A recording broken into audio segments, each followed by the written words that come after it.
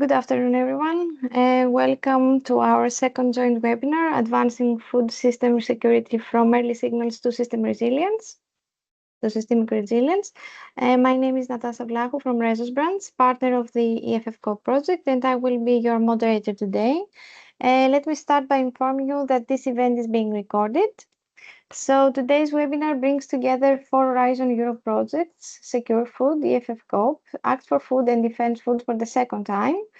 Although each project approaches food system resilience from a different perspective, they all share the common goal of strengthening Europe's capacity to anticipate, prevent, and respond to food safety, food fraud, and food defense challenges. Before we begin, I would like to encourage everyone to actively participate. We will have an interactive poll 2 times. We have a discussion session for your questions. You can use the chat by directly messaging, and I will mention what you have entered, and also you can raise your hand. We will start first with the first poll for you. So please let me share my screen.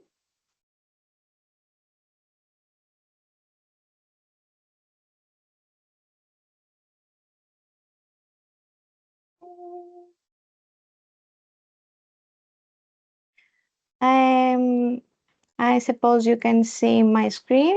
If you could all scan the QR code on your right, and I will just give you a second.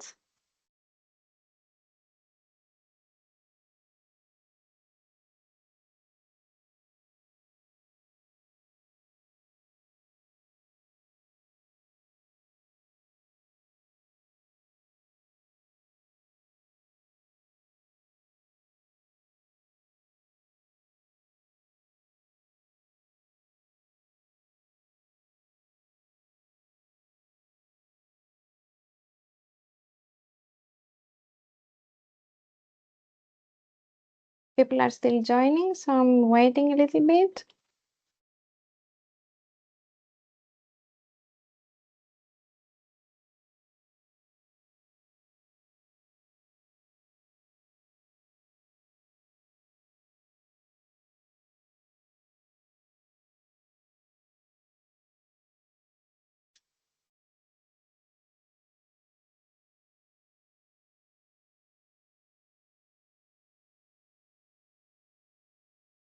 Okay. So are you ready? Let's start with the first question. You can directly put your input. So when you hear food system resilience, what is the first word that comes to mind?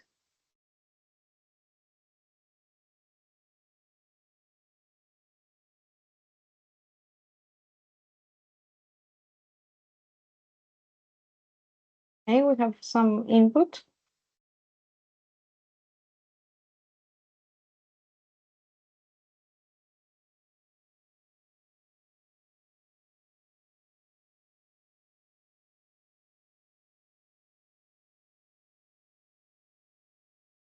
Okay, we have traceability, strength, robustness, quick recovery, security, anticipation, sustainability, profitable, availability, safety, and traceability. Anticipation is coming up more, transparency.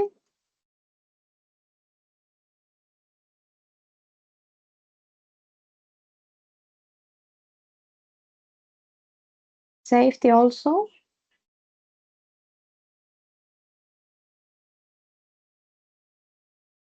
Okay. Thank you very much for your input. I'll move on to the second question. What is the biggest blind spot in food system preparedness, and what is the most urgent action needed to address it? Feel free to enter your input here as well.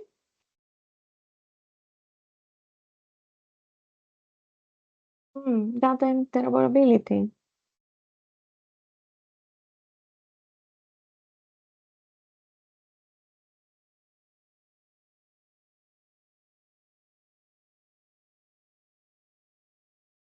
Data is coming up.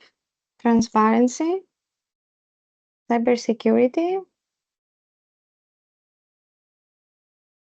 Traceability, lack of synergy. Transparency again.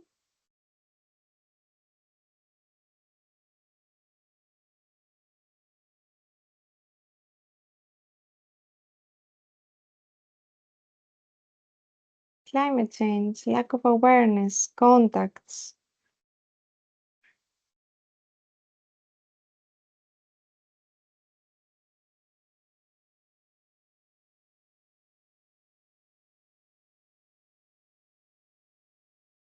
Okay, I see no more input. We will revisit this input after our speakers complete their presentations. Behavior culture, disability also, again.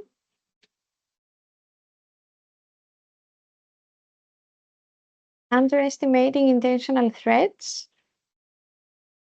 administrative burden.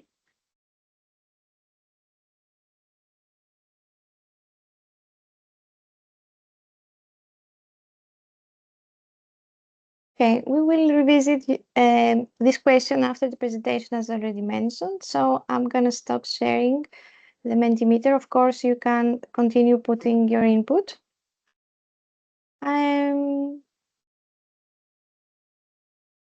Okay, we will start now with the presentation. So our first speaker is Peter Olsen, a senior scientist at Nofima.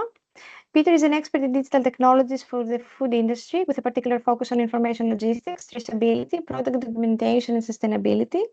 He has led to the development of international standards for seafood traceability and has contributed to numerous European research projects on food traceability, authenticity, and sustainability.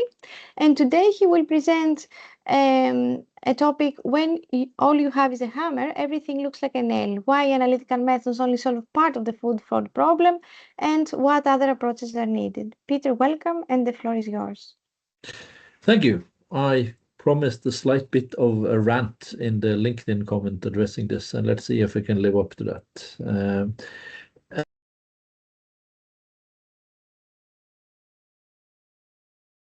We cannot Peter? hear you, Peter. Yes, you are Peter, muted. Muted, yes.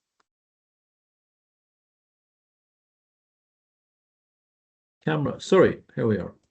And back to that one. Thank you. I promised a slight bit of a rant in the LinkedIn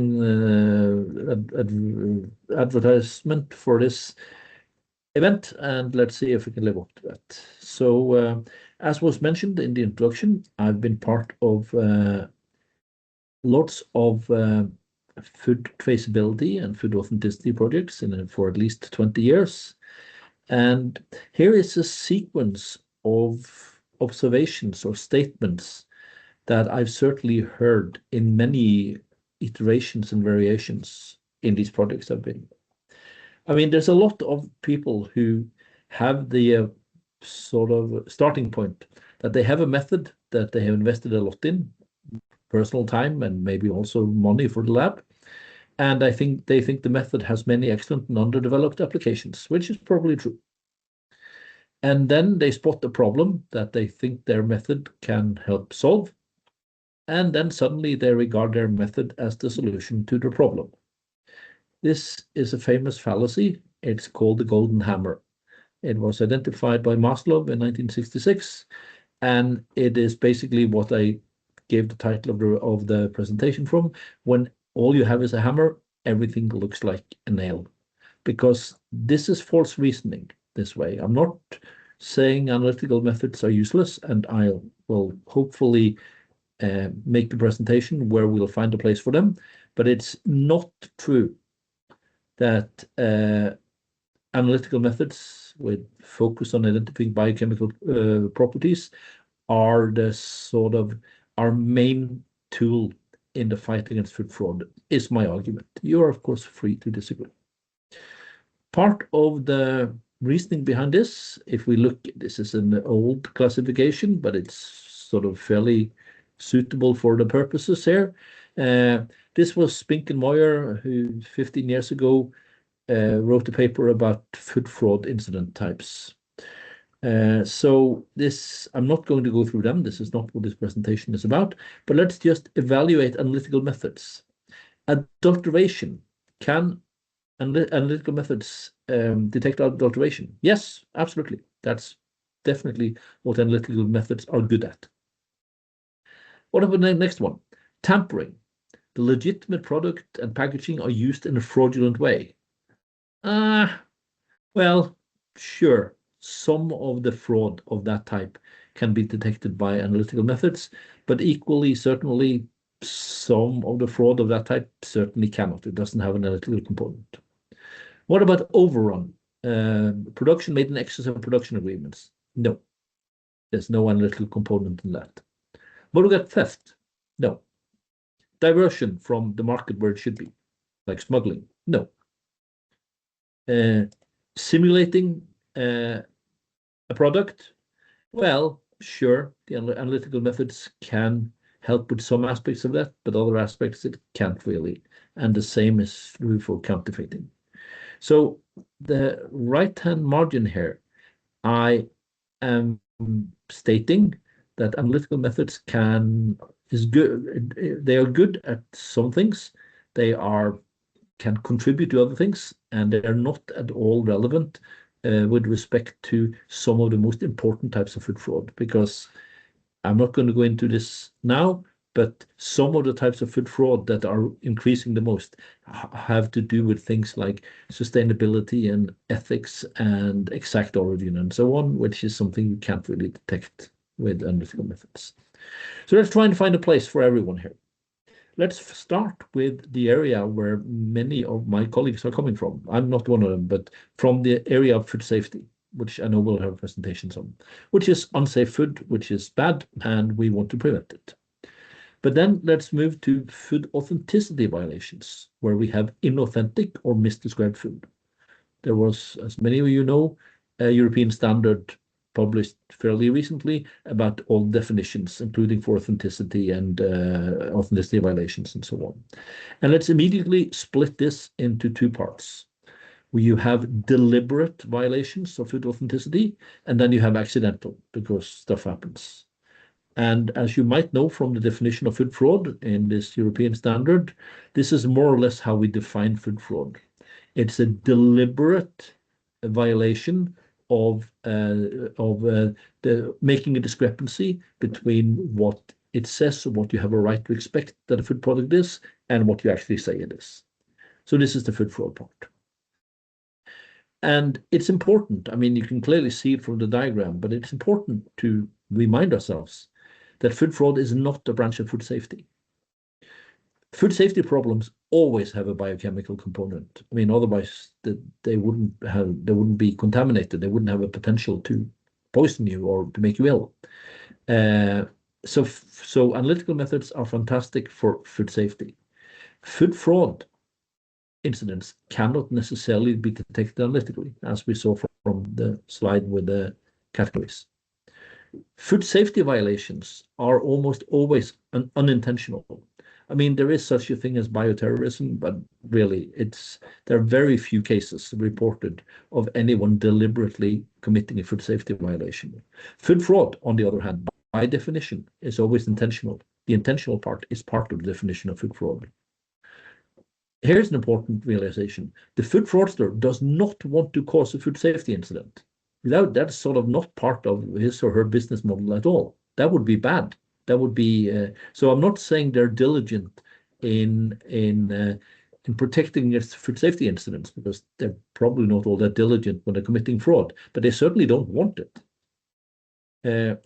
An important thing in practice is also that if you detect the food safety issue, the food producer will collaborate immediately, because this is really bad and they want it out of the system. They want to do the recall. They want to have clean products on the market and safe products on the market as soon as possible. However, if you detect a food fraud issue, you will not get collaboration from the ones who are involved at all. And finally, it's important to remind ourselves that the victims are very different. The victim of the food safety incident is clearly the consumer. The consumer, as we all know, might die, might become very ill, might be hospitalized, or might have have some really bad days and a bad stomach and be ill and so on. However, I will argue that the main victim of a food fraud incident is not the consumer who sort of eats one type of fish or meat and thinks it's another, if there's no food safety incident involved. The main victim is the legitimate producer in this case, because they are doing everything right, producing the right, legitimate, authentic product, and they are undercut in price, and sometimes they are very pressured on margins, and sometimes they even go bankrupt. They are the real victims. So all this is a long reminder to ourselves that food fraud is not the same as food safety, although there is, as we see, a small overlap. So let's draw a line here. To the left of this dotted line, you have anything you can detect by analytical methods, which is everything to do with food safety, and to be quite honest, a small part of what has to do with food fraud. On the right, let us admit that the type of fraud that we have to the right of this line, and I'll give examples, cannot be detected by analytical methods. So let's first see what we can detect. Things like species, geographical origin very broadly. I mean, the sort of what part of the world it comes from the wild, fresh or frozen, presence of bioactive compounds, of additives, and lots of examples of fraud/safety incidents like dioxin in Belgian chicken feed, cadmium, Sudan red, nitrite, horse meat scandal, and so on. But let's also look at the more and more prevalent properties that are subjected to fraud that we can't really expect analytical methods to detect. Things like volume, weight, amount, value, batch number, using the same batch number again, or exact owner, origin, country of origin, has to do with tax and customs, eco-label status, other value-adding labels, organic status, halal, kosher, not to mention properties relating to sustainability and ethics. And this is where food fraud is growing, these areas, because of the value-adding properties it has to say something, to have a product that comes across in a good light with respect to sustainability, ethics, and so on. So, trying to give a sort of responsibility to all this, how can we detect or prevent food fraud? Well, the default approach, which has dominated in all the projects I've been part of in 20 years in this area, and certainly in all our sister projects, is to say I'll detect fraud by taking a sample of the food, and I will determine the chemical, physical, or sensory characteristics of the samples. And find your favorite method here. Many of you are very strongly connected to one, or normally one, but sometimes a few of these methods, and they're probably wonderful, but they can only solve part of the problem. Let's try and find how we can deal with the type of food fraud that cannot be detected by analytical methods.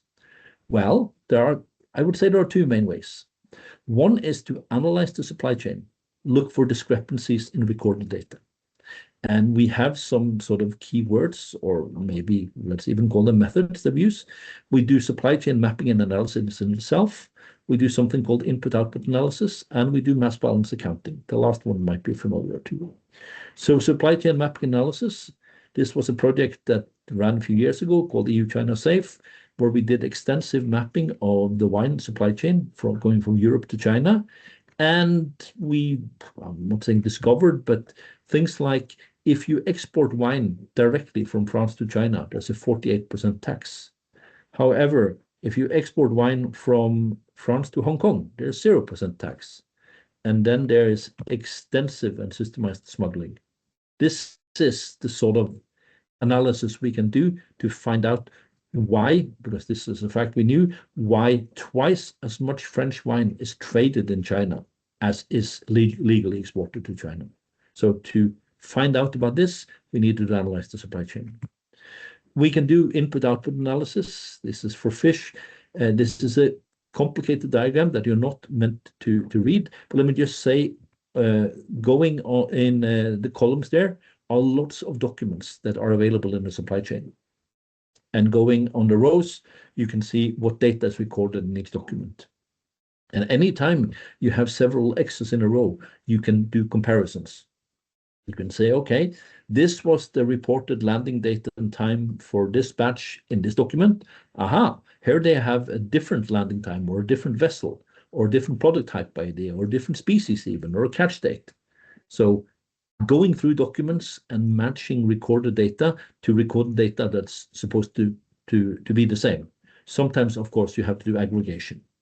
This is an example of aggregation. This is input-output analysis. Here we regard ourselves in Norway as being quite law-abiding, but this is real data from a certain period of time. This is amount of tons landed into the 4 regions, and here is used or sold, exported. And you can ask questions like, how come you landed only 62,000 tons and you managed to export 67,000 tons? That is weird. I'm not claiming this is fraud in itself because that would be unpopular, but it certainly warrants an investigation when the output is much larger than the input. This we also do when we do mass balance accounting, but then we look at the process. We do a process, for instance, here filleting, and a certain company might say, and this has happened in practice, that they received 10 tons of raw material and they produced 8 tons of fillet. I don't think you need to be a fish expert or biologist to understand that there's absolutely no way you can get 8 tons of fillet from 10 tons of raw material of whole fish. So for many of these processes, we have sort of norms of what on an extremely good day it could be possible to produce, and then we compare the numbers to the norm, and then we identify suspicious data going here. The final thing I'll mention, and this is certainly not something I'll go into, but detect or prevent food fraud, we can get a part of the way if we prevent the data from being tampered with. If we document origin transformations, ensure integrity of recorded data, that's a whole lecture in itself, but certainly the word blockchain will figure. Blockchain is a database which is online, distributed, synchronized. It's encrypted and immutable, and the immutable part is quite important.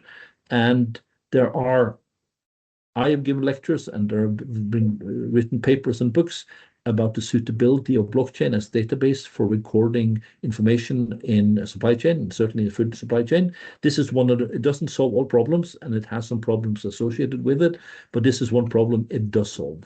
It is immutable. You no longer have the ability to fiddle with data afterwards.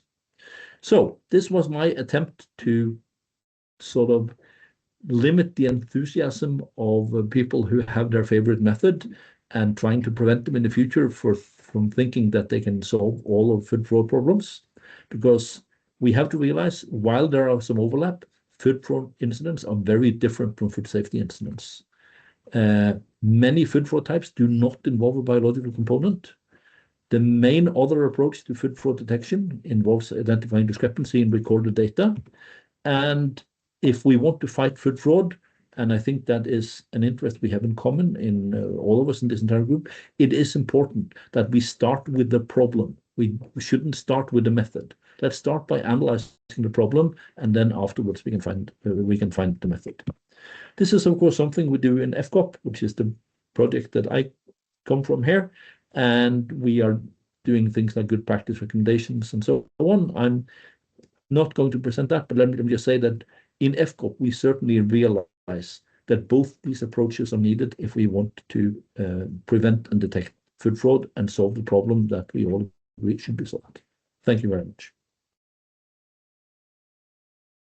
Thank you very much, Peter. Very nice presentation, actually.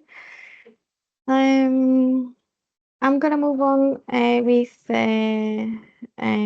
Secure Food representative. So it is my pleasure to introduce Anna Vetsus. She's a research engineer in the Research and Innovation Department at Practice.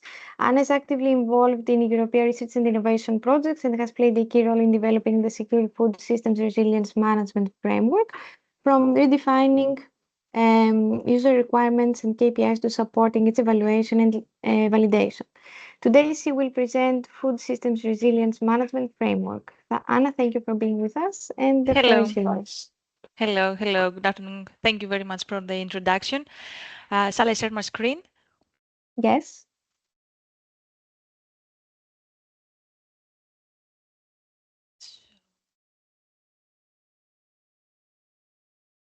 So you can see my screen, right?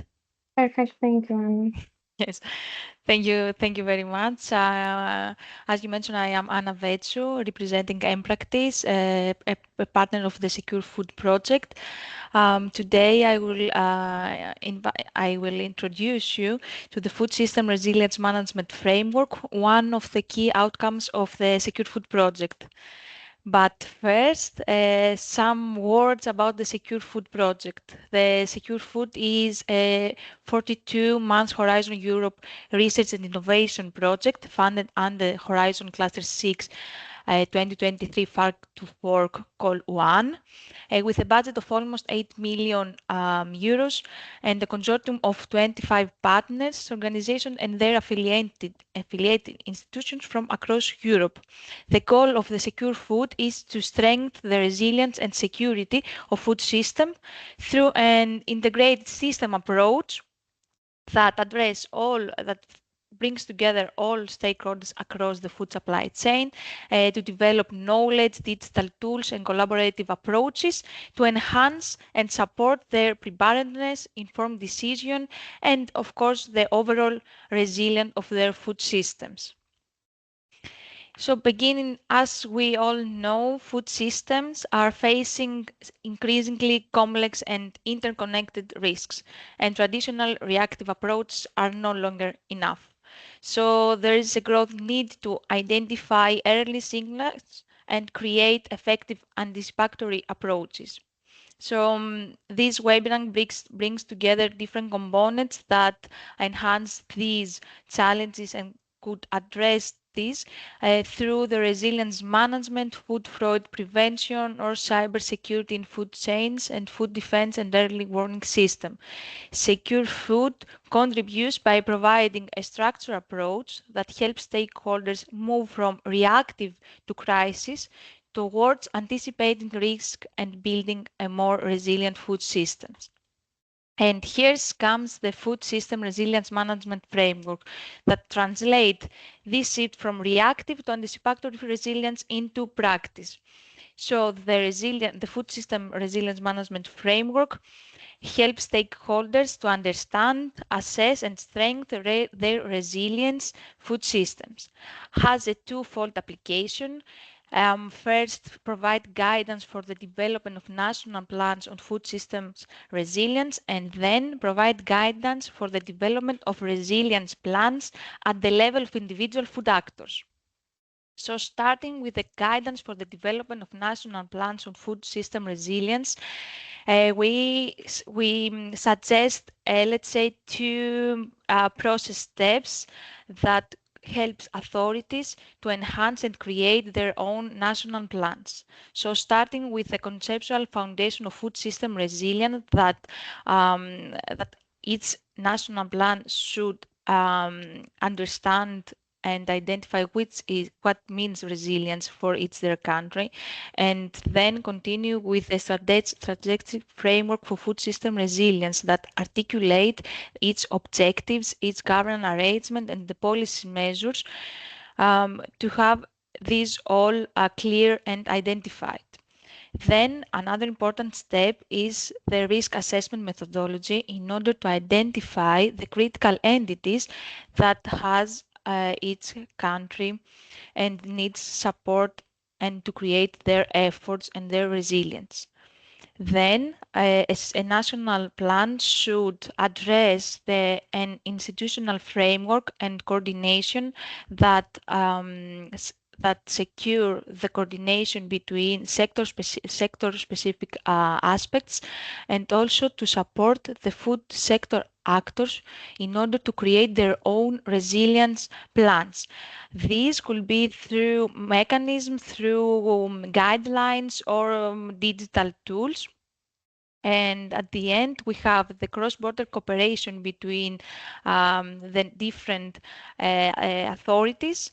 And of course, at the end, a national plan should ensure a mechanism that regularly monitoring, report, and continues improve all these approach. Continue with the guidance for the development of resilience plans at the level of individual food actors. Before an entity applies security and resilient measures, it is essential to first conduct a risk assessment analysis. The purpose of this step is to understand what needs protection, identify the relevant threats and vulnerabilities, and assess the potential impact of these disruptions. So we suggest a risk assessment methodology in order to enable the food actors to prioritize their action based on the risks and to ensure that the resources are allocated where they are most needed. And of course, to apply the proper resilient measures. So we suggest technical, organizational, and operational measures applied before, during, and after an incident occurs. We organize these measures into organizational measures and technical and operational measures. Starting with organizational measures. The organizational measures follow a management system approach.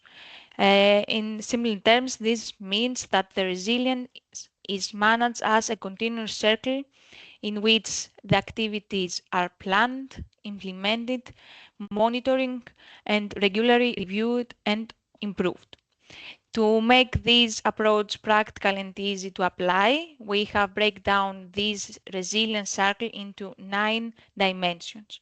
Each dimension focuses on a specific aspect of resilience circle and provides recommended actions. These recommended actions are further organized into 9 common topics to keep the framework simple and consistent to follow. Continue with the technical and operational measures. These approaches are different from the previous one. As we understand that the food system are very complex and different from each other, we separate the measures for each secure food supply chain, meaning that we provide and suggest different measures for grain, fruits and vegetables, fish and aquaculture, and milk and dairy case studies. And after that, we also provide measures for the different food actors in which supply chain. We try to address the high priority food security drivers for each supply chain. And this means that with the driver, meaning that focus on a factor or a condition that influence the state or dynamics of food security. These factors are negative or positive. We are focusing only on the negative drivers, and these will be environmental, economic, social, technological, institutional, or political.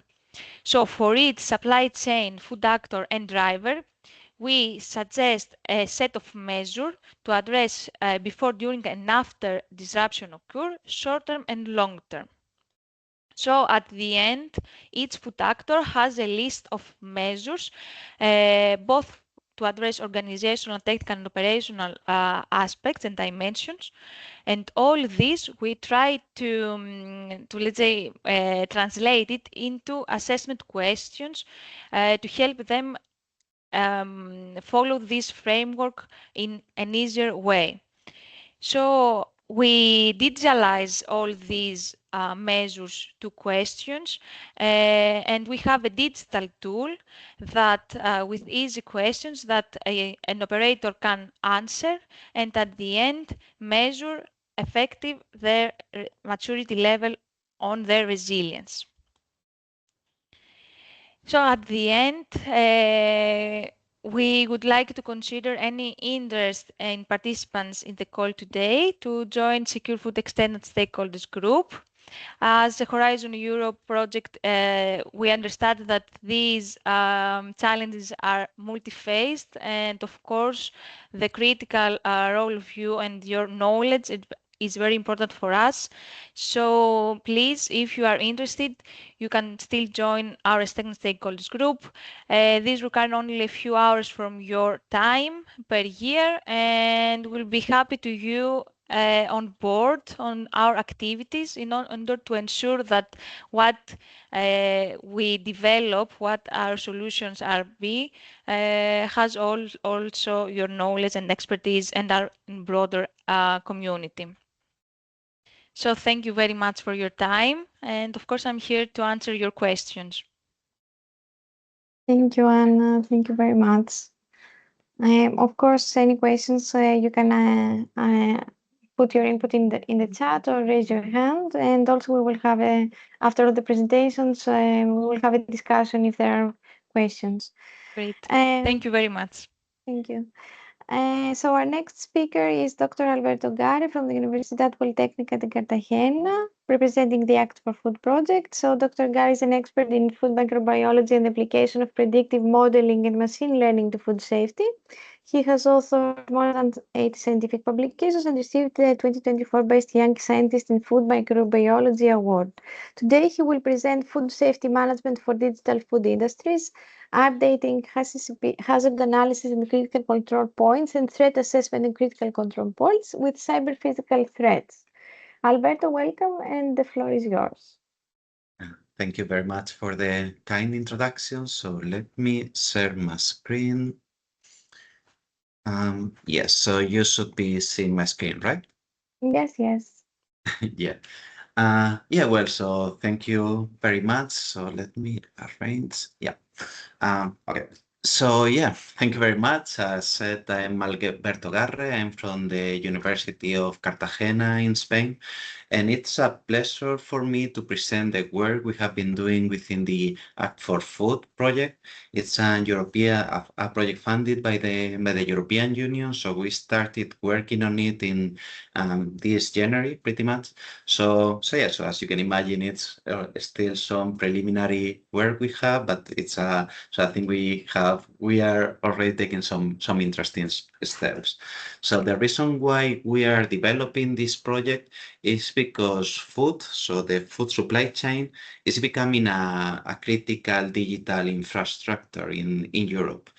And this is mostly due to the fact that this digitalization, this 4.0 industries, all this revolution that we are having in all industries, so that's also being applied to food industries. So we are seeing that pretty much every food industry have either already started putting more sensors, using IoT devices, using cloud computation, or they are still considering this. And we already have some evidence that there are some because we have some traditional systems to analyze and manage all the possible risks that we can have during food production, food distribution. But then now we have to also consider these new hazards and new risks that are related to this digitalization of the food industries. And for this, so if we go back and take a look at the different outbreaks and news that we have for related to food safety, so we see that we don't have to worry just about the conventional hazards, but then we also have some problems related to cyber attacks and all this so something related to the digitalization of the food industries. So and this is what we are doing within this Act for Food project. So we're still in the first year, so we are on pretty much at the beginning of the project, but the idea is to first update the way we do risk analysis and risk assessment in food industries to account for this digitalization. So we also account for these cyber physical threats. Then we also develop novel methods for the forensics that are based on these novel hazards and risks that we have characterized. and then also to develop a specific solution. So within this project, we have also some industrial partners that will be using these solutions. So then, because we are at the beginning of the project, we are right now focusing on the first outcome, that would be to do this risk assessment and threat assessment and hazard assessment related to these new cyber physical threats that we have within food industries. And we are not starting from scratch, because we have a fairly solid food safety systems. So then what we are using as a foundation for the project are the existing frameworks for hazard analysis, vulnerability assessment, and threat assessment for the determination of critical control points. So then the first one we are focusing on is the hazard analysis and critical control points. And what this on a nutshell, so what HACCP does is that it tells us what hazards we may have during the production or distribution of some food product, then how relevant they are going to be to the consumer or to the company, based considering both the probability of that hazard having an effect and what could be the severity of that effect. Then the HACCP also tell us how we are going to, so which ones are the most important to control, or the most relevant to control, and also how we are going to control them. So HACCP is already a standard, so we have an ISO. The FAO has plenty of guidelines on how to implement it.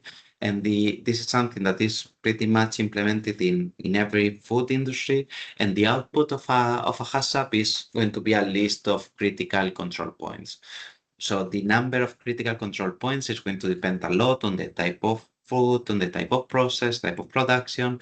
But for all of them, what we are going to have is this type of table that is going to give us a critical limit for this thing that we are going to measure, the way we are going to monitor it. Then if we are outside of those critical limits, so what is the corrective actions that we have to take? So are we going to reprocess a batch? Do we have to dispose of a batch, or do we have to apply some other action? So that's defined as part of the output of a HACCP. Then also how we are going to maintain records of all these monitoring and interventions that we have been doing during as part of this HACCP system. And then finally, what is the method that we are going to follow to verify that this HACCP is correct.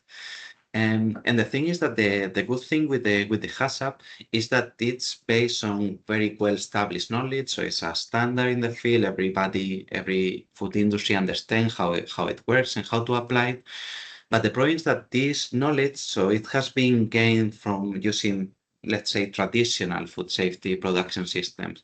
So the thing is that now, if we are going through a digital transition that presents a revolution in the way that we are making and distributing food, so then that is related to the higher reliance on sensors, cloud services. So then what we are posing is whether this HACCP that has been calculated based on these traditional knowledge or these traditional production methods, so whether they are still valid. Because if we have novel methods for monitoring, novel methods for recording, novel methods for verification, so it's possible that some of these critical control points are not critical anymore.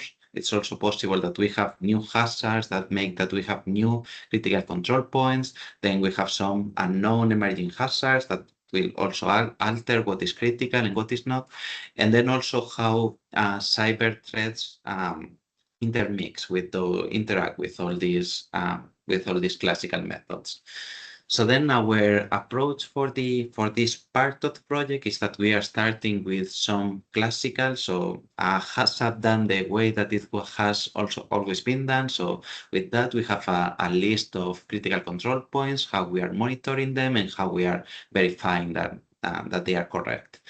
And the reason why we are doing this is because we have some industrial partners. So within this project, we care a lot about translating these outcomes into industries.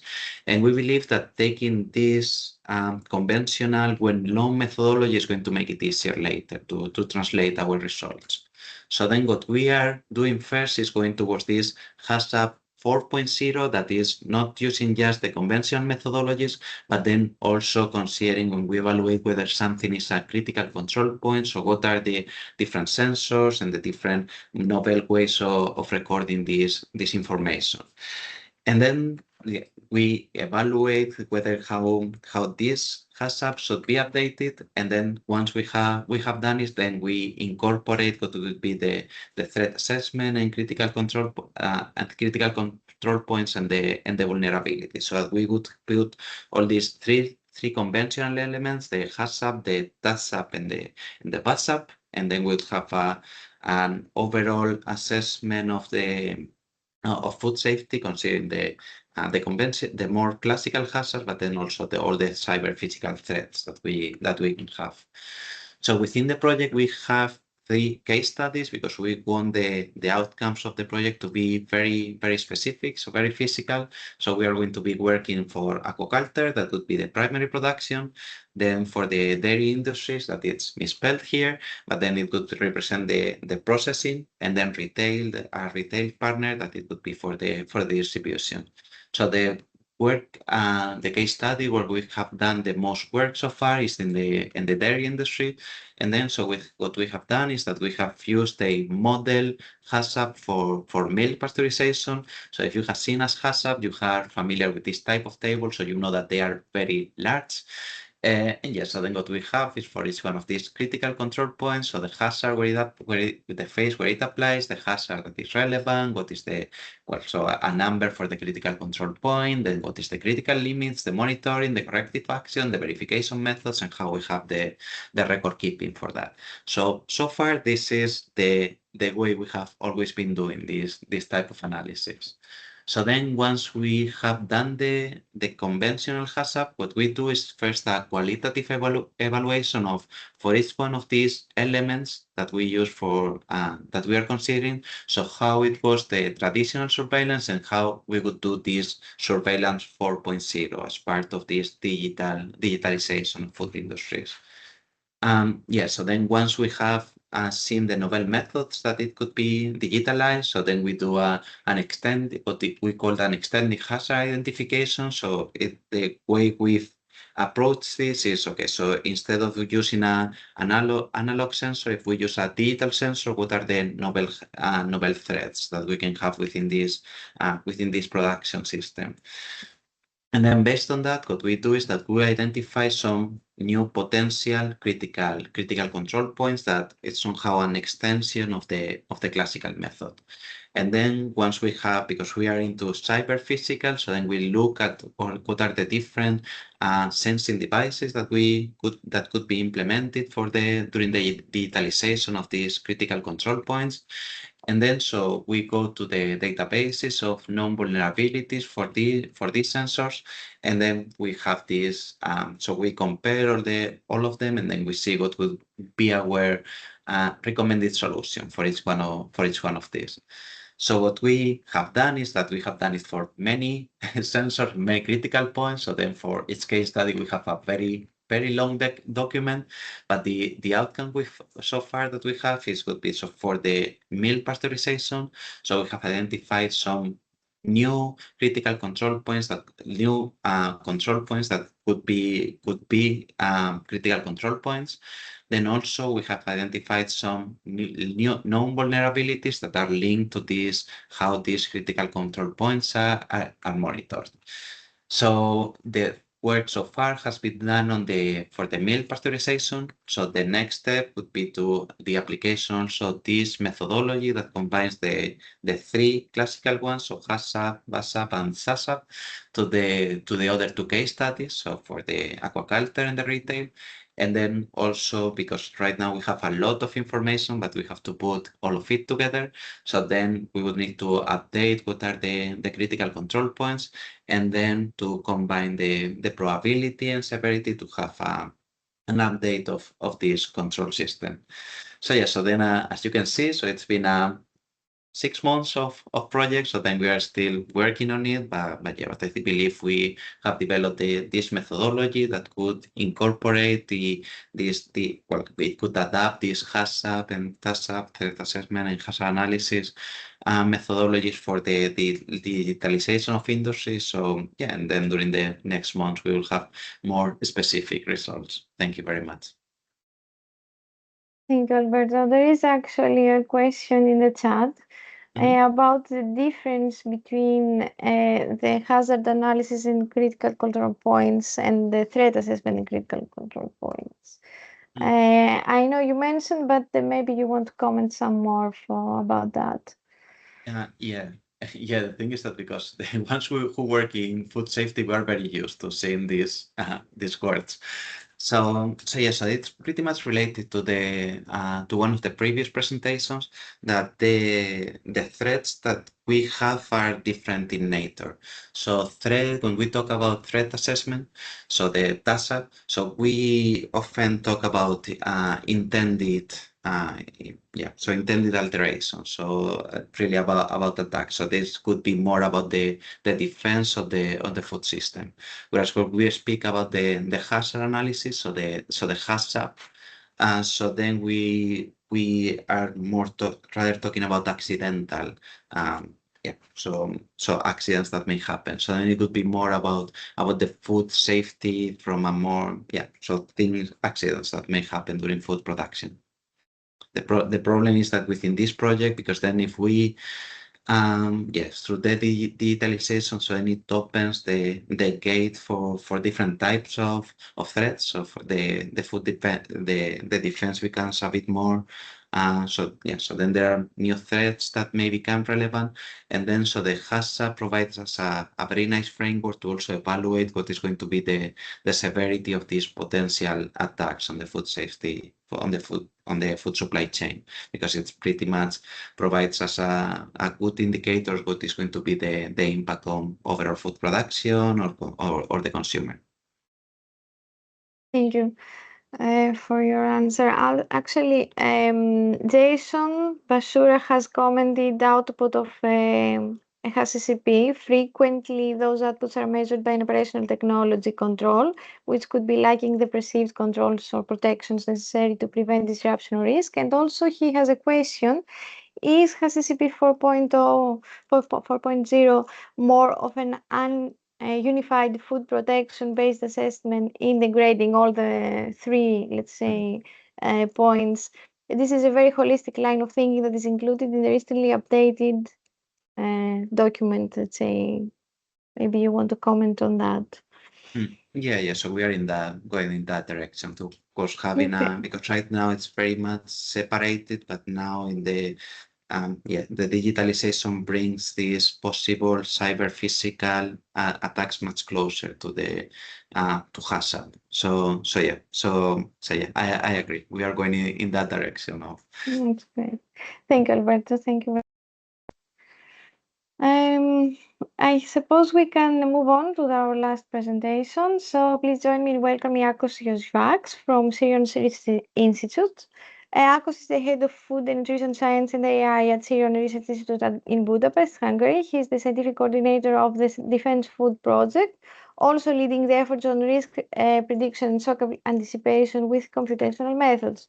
And today he will present from early signals to early warning, anticipating emerging food safety and food defense threats. Akos, over to you.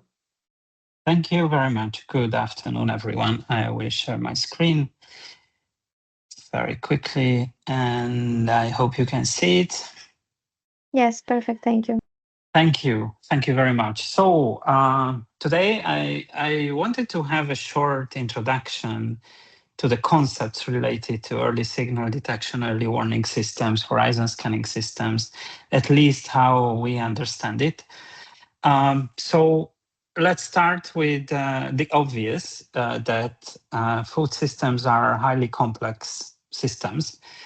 And it's not only in the meaning of everyday language being complicated, it's also complex in terms of complexity sciences, mathematics, and different adjacent scientific fields. It means that there are a lot of interacting components here, a lot of actors, a lot of products, a lot of flows of trade, but also a lot of flows of information and data, with a lot of feedback loops and a lot of highly unpredictable connections. Also, all these food systems are highly influenced by different drivers, among others, climate change or changing consumer attitudes and many other things, which makes or which all these drivers make these systems even more unpredictable in many ways. Also, the main challenges is that are that we don't know, by we I mean science, we don't know a lot of things related to these food systems. We usually don't know the true prevalence and probabilities of different hazards.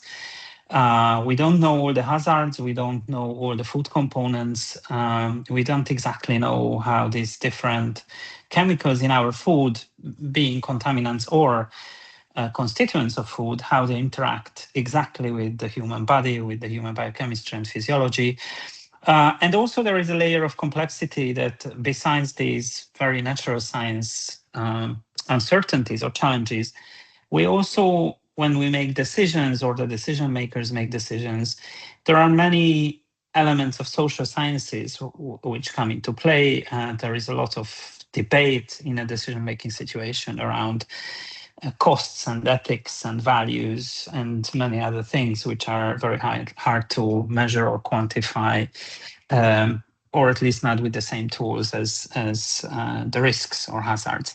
So if we want to understand how a specific supply chain works, or we want to anticipate some of the new issues, it is a complex exercise with no standard solutions. That there are good practices and there are good methodologies how to do that, but it's, I think, a constant battle, which could be described as a continuous knowledge generation and knowledge update exercise, which, because of the complexity, is not that easy to do.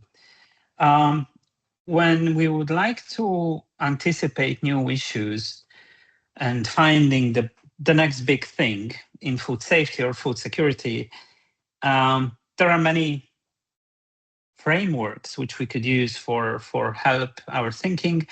One of the frameworks is this well-known matrix where we could classify our knowledge and meta-knowledge into 4 different areas. And I think many of you already know these. Just going through very quickly, there are the known knowns, which is the facts that we know, and we also know that we know them. So this is usually the institutionalized knowledge or the knowledge which in a scientific field we think that we know. This is probably less interesting than the 3 other categories. However, it is a big and very solid foundation which we need to build on. The other category is the unknown unknowns. So these are the things which we don't know, and we don't even know that we don't know them. These are very, very interesting, and these were interesting over history for many people, many scientists, to discover the truly unknown unknowns, which is probably even theoretically kind of impossible exercise. The 2 other are very interesting and very strange. One is the known unknowns, which is the things which we know that we don't know. So this is usually the research agenda, which we identify. So these are the blind spots, which we know that we need to do research there, we need to collect data because we don't know some details. And the counterpart of it is the unknown knowns. So these are the things which we knew probably before, some decades ago, but we forgot, or someone already discovered something, but it is not yet institutionalized knowledge. It is published somewhere in an obscure paper and we don't know about it. And this is a very truly interesting signal to our perception that what is hidden in the internet or in other sources. So when we try to anticipate new issues, usually many people would like to focus on the unknown unknowns, which are very similar to a phenomenon which is called black swans in mathematical statistics, which is a very rare events, but with a very profound effect on a system. However, usually these are very easy to spot post hoc, so after the event, but before the event, it's not that easy to really identify the unknown unknowns. But the two others, the unknown knowns and the known unknowns, these are the areas which probably our knowledge could benefit from identifying these and making them available and making them known knowns for further analysis. So, and this is the kind of a theoretical background a bit. How to do this? And there are, again, many frameworks and many ways to categorize it or to make it visible. But I like to work with these timelines of horizon scanning.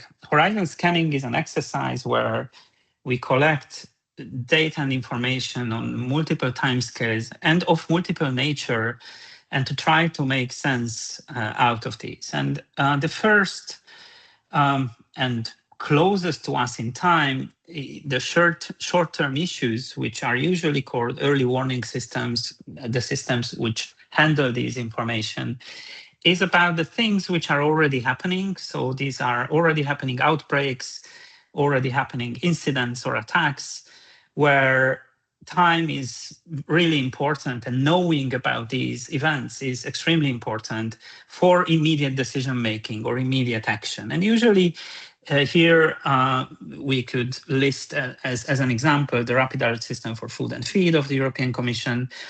But these are the things which are already happening. So we can't really prevent them, but we can immediately take actions, and it's still very valuable. The next time frame is about few months or probably few years into the future.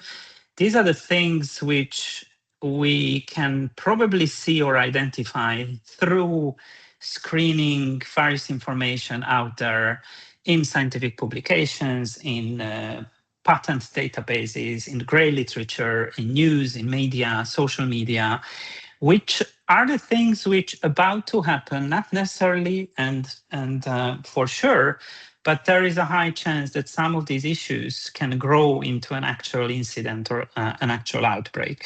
So this is what usually we call emerging risk identification. This is a medium-term assessment, and it helps the decision makers, whether they are authorities, risk assessors, industry, to prepare for these new upcoming risks. And the third timeline is even more far into the future, 10, 20 years, which we call the intelligence or knowledge gathering in this field as a foresight exercise, where we could analyze the different drivers and the trends and to see what is a plausible future scenario. And for instance, how climate change on a long run could influence some probabilities of some risks, or consumer patterns, or any other phenomenon, which would then have impact on the medium time frame and also consequently on a short time frame.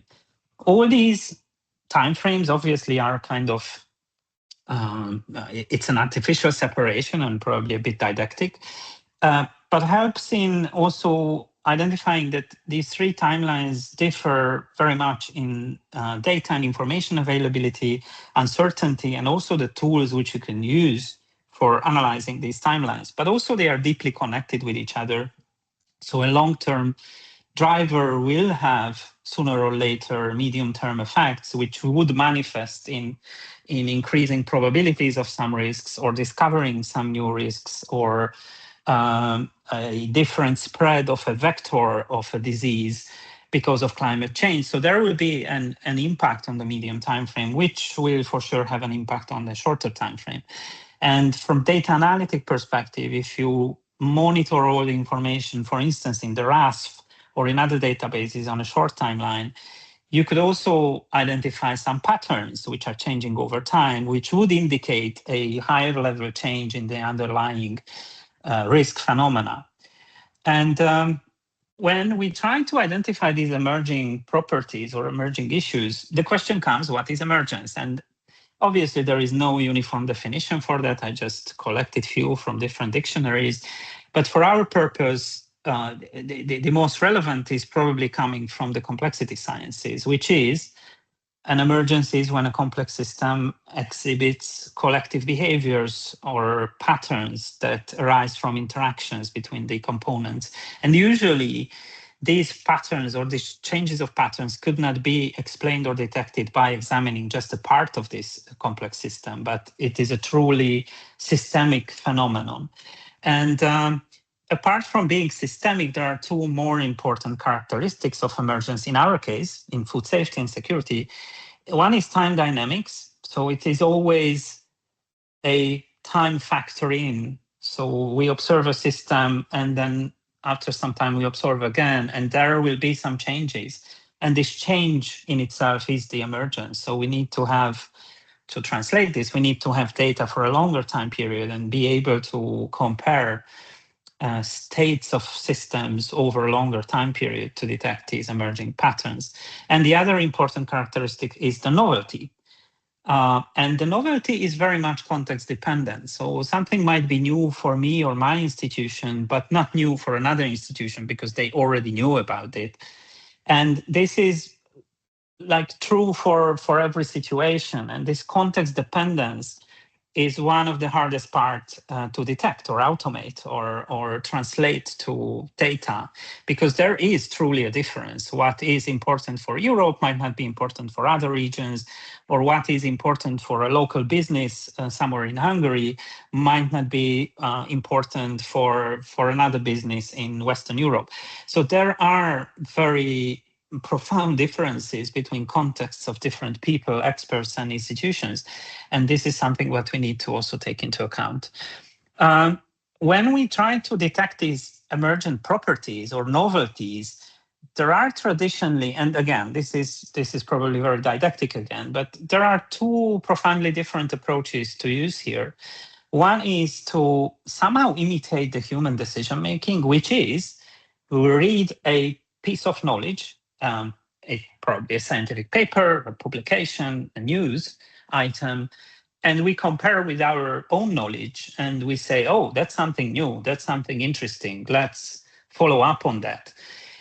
How you automate it, then you would need to have this innate database of the current knowledge compared to which a novelty could be defined. And it's very hard to do in practice.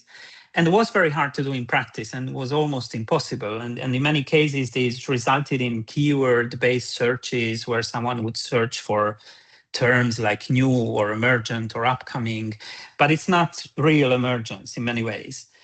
The other approach is the complexity science approach, where we are agnostic of the content, the semantics, but we just somehow investigate emergent properties of a network. And according to this time dynamic analysis, we could pinpoint that what was changing, and this is probably worth looking at. And it's very robust because it's like semantic or knowledge agnostic. However, it lacks, for a very same reason, it lacks context, and it needs like very strong human interpretation. However, what changed in the last 2 years or so, that large language models, generative AI came, and the novelty and emergence in a contextual or semantic sense, now it's easier to do with all these models. And probably, and this is what we are working on, probably the two together, so the semantic-based and the emergent pattern-based definition, we need both. We need both to better identify and better anticipate what's happening really in a given field. And for emerging pattern detection, so the pattern-based complexity science-based approaches, we have many different tools which we could use. These are usually either network analysis or network science-based tools, which are very good at exactly evaluating or analyzing complex systems, or natural language processing based tools, which are good in identifying topics or different components, textual components.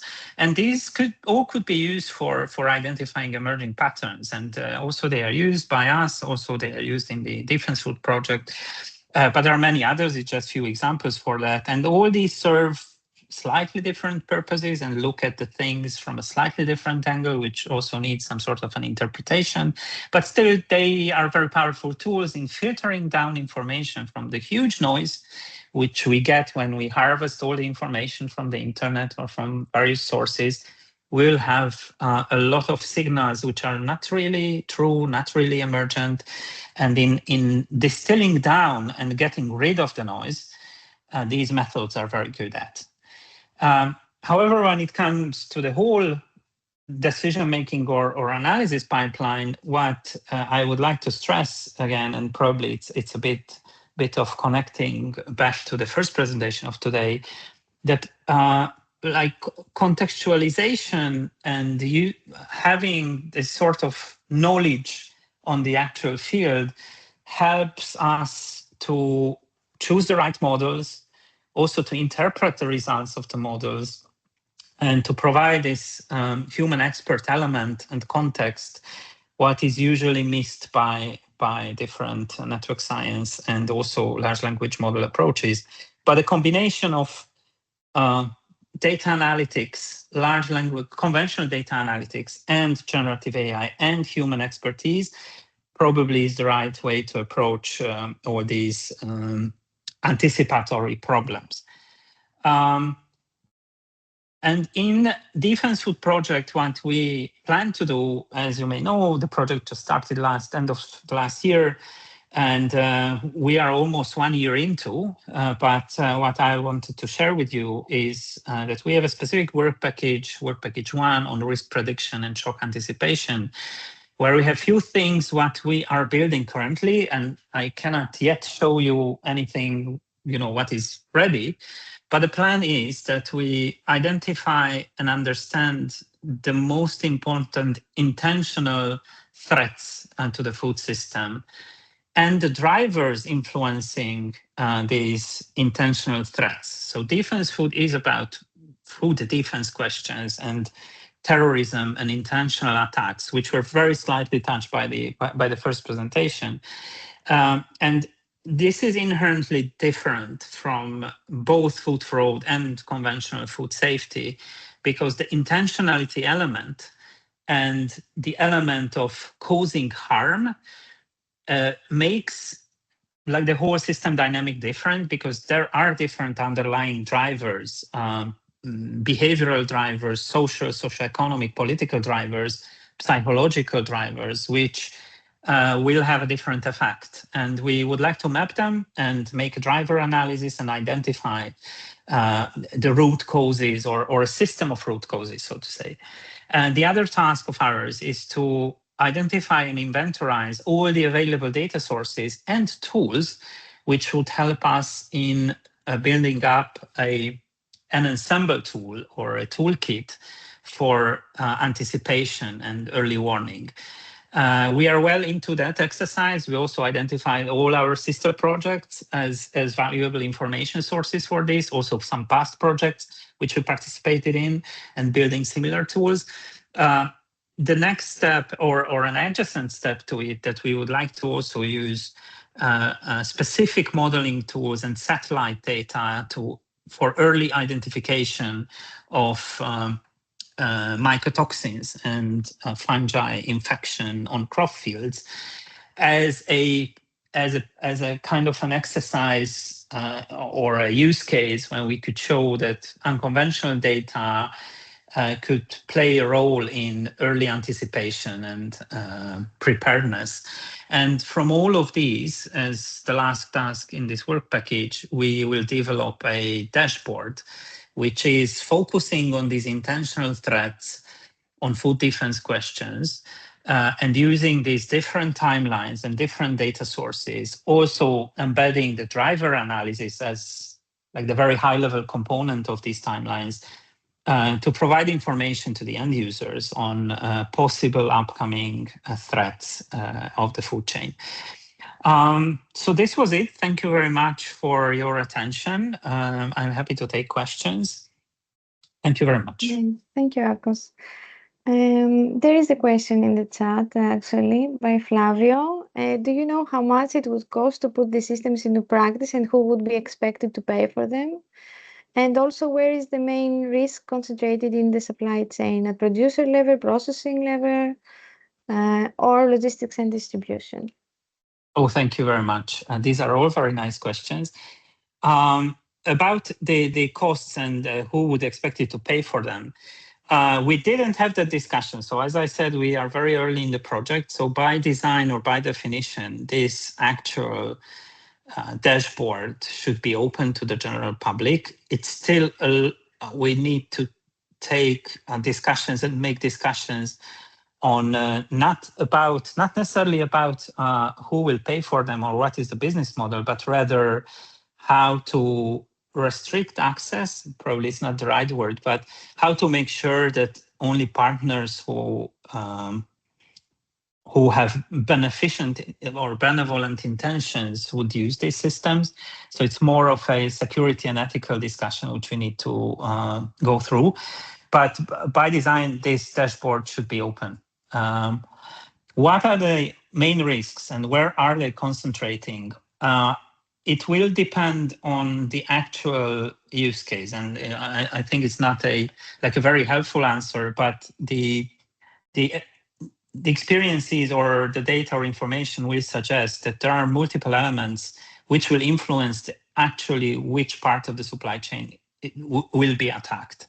And this is like ease of access, also the magnitude of the damage which could be caused, and also ease of access to the actual agent, what could be deployed, and the properties of that agent. So all of these will influence that which part of the supply chain will be the highest risk.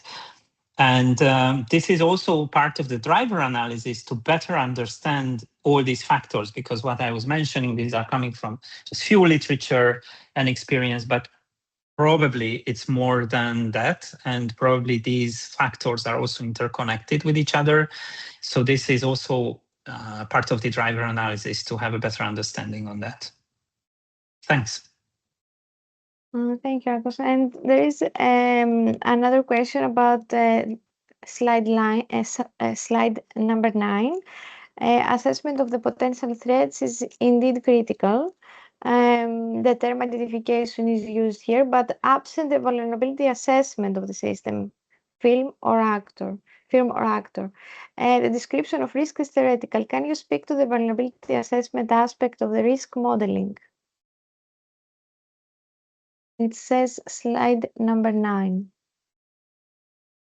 I'm not sure if this question is for me or the previous speaker, but I'm looking at I'm sorry. as well. No.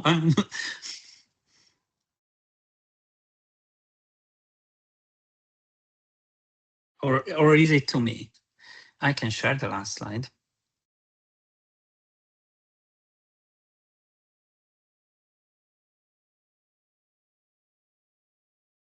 Okay. This is it. It is for you. It says it is for you. Yeah, it is for me. Okay. So let me have a look at the question again. Sorry for that. No worries. You can see the chat. Yes. Yeah, I need to stop sharing to see the question. Sorry.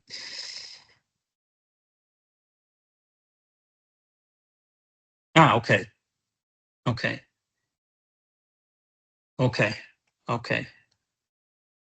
Yeah,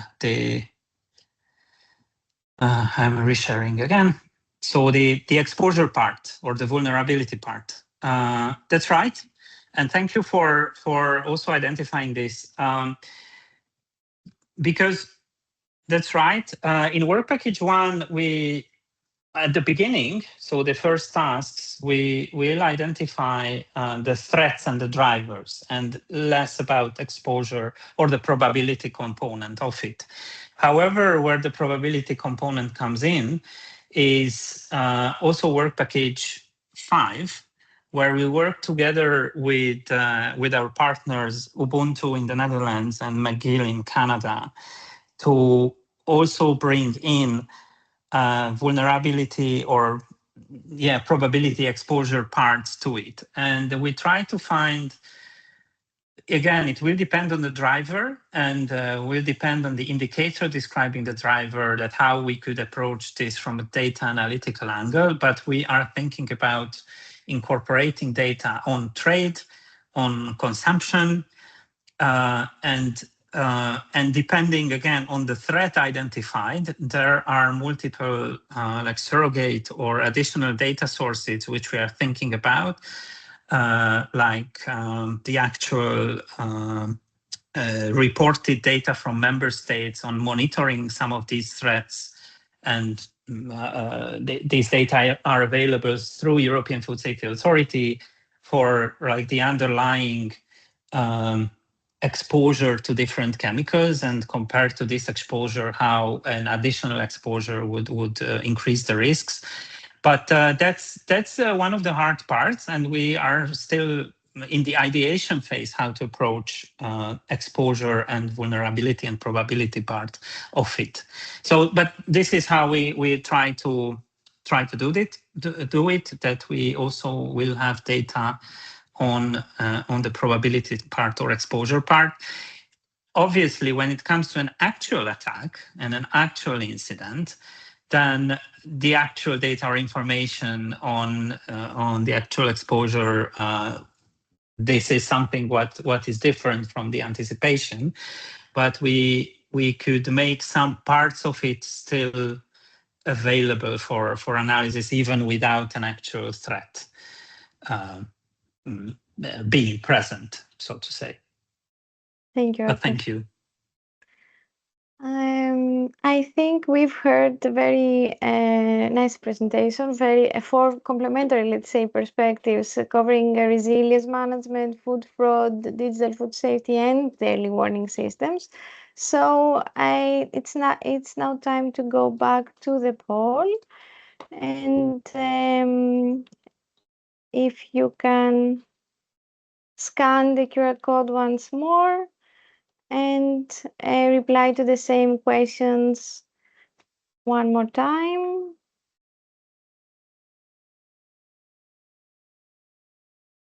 I'm gonna give a couple of minutes.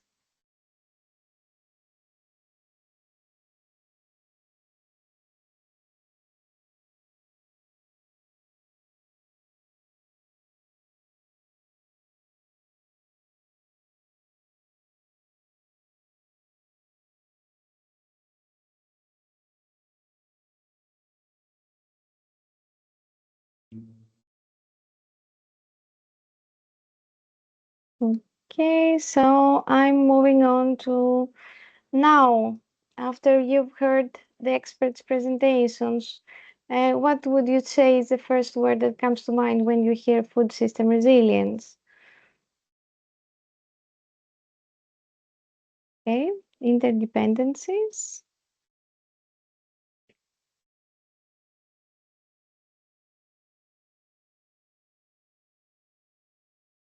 System awareness, complexity.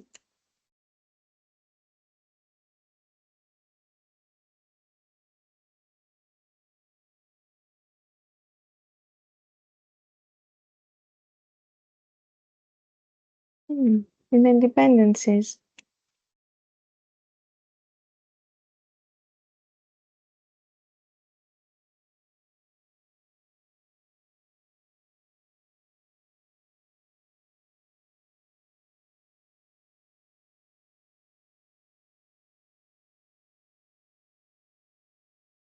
Okay, I will move on to the second part, that is the biggest blind spot in food system preparedness, and what is the most urgent action needed to address it. So here we had for the first round, we had a lot of answers that involved administrative burden, climate change, transparency, a lack of awareness, traceability.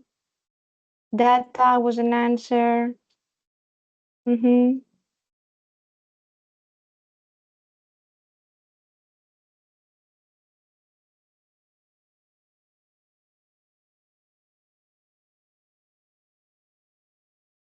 Intelligence gathering beyond data and labs, information, IT tools and big data analysis, traceability, failure of imagination, supply chains again, infrastructure needed. Of course, we're going to use your input before the presentations and after to have some results. I'm going to wait another minute if there is any more input.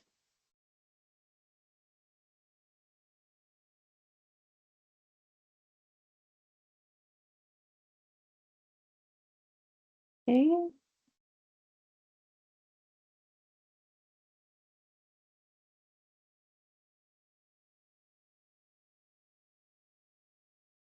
Will to cooperation.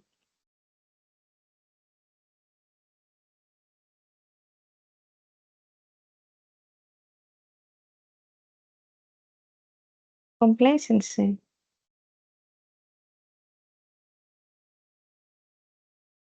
Of course, you can still give your input. The Mentimeter is open. I'm going to stop sharing.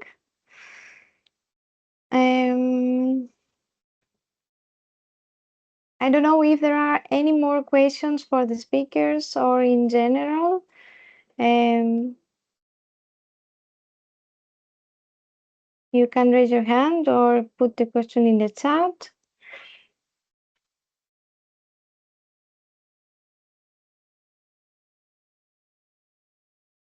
I don't see any questions. So I want to thank you very much. Special thanks to our speakers.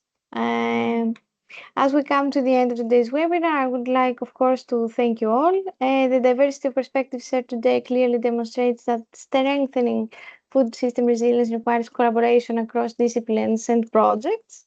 We hope today's webinar has generated new ideas and strengthened connections within our growing community of practice. I want to thank you again for your time and participation. We wish you a wonderful rest of the day, and we look forward to seeing you in our next webinars and events. Goodbye, everyone. Thank you very much. Thank you very much. Thank you very much. Bye. Thank you. Goodbye.